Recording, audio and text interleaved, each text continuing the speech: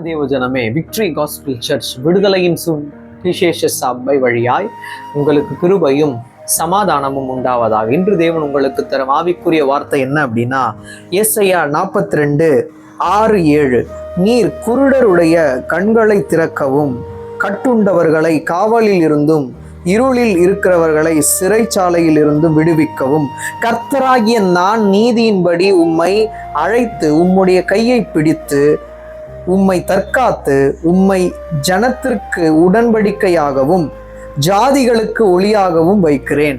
தேவன் இவ்வளவு வார்த்தைகளை என்ன பண்றாரு? அவர் நமக்கு சொல்லுகிறார். இதில் நாம் இருக்கும் வண்ணமாய் எடுத்துக்கொள்ள வேண்டிய அவசியம் இல்லை.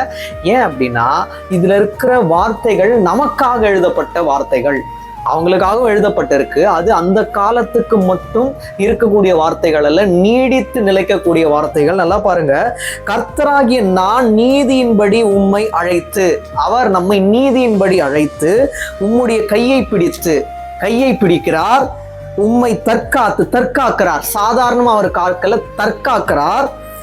உம்மை ஜனத்திற்கு உடன்படிக்கையாகவும், நம்மை உடன்படிக்கையாய் வைக்கிறார். அது மட்டும் இல்ல, ஜாதிகளுக்கு ஒளியாகவும்.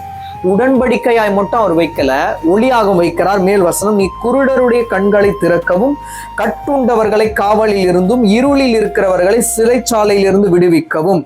அப்ப நல்லா பாருங்க, அதாவது ஒருத்தருக்கு தேவன் ஒரு ஊழியத்தை கொடுக்கிறார்னா எப்படிப்பட்ட ஊழியன்னு சொல்லிட்டு அவரே என்ன பண்ணுவாரு, சொல்லுவாரு. அப்படிப்பட்ட ஒரு ஊழியம் தான், நீர் குருடருடைய கண்களை திறக்கவும், கட்டுண்டவர்களை காவலில் இருந்தும் இருளில் இருக்கிறவர்களை சிறைச்சாலையிலிருந்து விடுவிக்கவும் கர்த்தராகிய நான் நீதியின்படி. ஒரு ஊழியத்தை கொடுத்துட்டு அவர் நம்மை அநீதியாய் நடத்த மாட்டார், நீதியாய் நடத்துவார். அதனால் விசுவாசிகளுக்கும் ஊழியம் இருக்கிறது. அதை தேவனிடத்திலிருந்து கேட்டு வாங்குங்கள். அவர் கண்டிப்பாக நம்மளோட வாழ்க்கையை வித்தியாசமாய் மாற்ற வல்லவராய் இருக்கிறார். தேவன் தாமே உங்கள் யாவரையும் மென்மேலும் ஆசீர்வதிப்பாராக. ஆமேன்.